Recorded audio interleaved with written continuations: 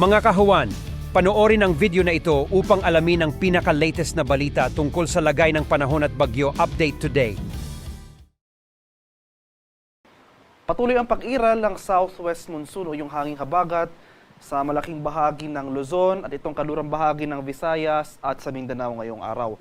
Kaya asahan natin itong maulap na kalangitan at mataas sa tsansa ng mga kalat-kalat na pag-ulan, pagkulog at pagkilat sa western section of Luzon. So sa mga areas ng Ilocos Region, Zambales, Bataan, Occidental Mindoro at Palawan, asahan natin ang mga pag-ulan o yung mga tuloy-tuloy na pag-ulan ngayong araw sa mga nabanggit na lugar. Kaya sa mga areas na ito, maging handa tayo sa mga banta ng pagbaha at pagguho ng lupa kung tuloy-tuloy ang pag-ulan na ating mararanasan.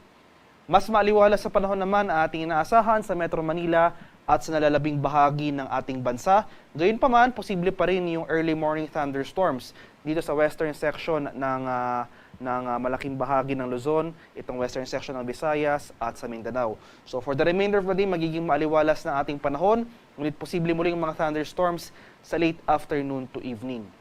Over the weekend hanggang early next week, asahan natin na magpapatuloy itong mataas sa tsansa ng mga kaulapan at mga kalat-kalat na pag-ulan sa kanlurang bahagi ng Luzon. Samantala, improving weather conditions na ating inaasahan starting sa kalagitnaan ng next week dito sa areas ng Palawan at Occidental Mindoro. Magpapatuloy itong maaliwalas na panahon, bahagyang maulap hanggang sa maulap na kalangitan na may mga isolated rain showers o yung mga thunderstorms sa malaking bahagi ng Visayas at sa Mindanao for the next 3 to 5 days.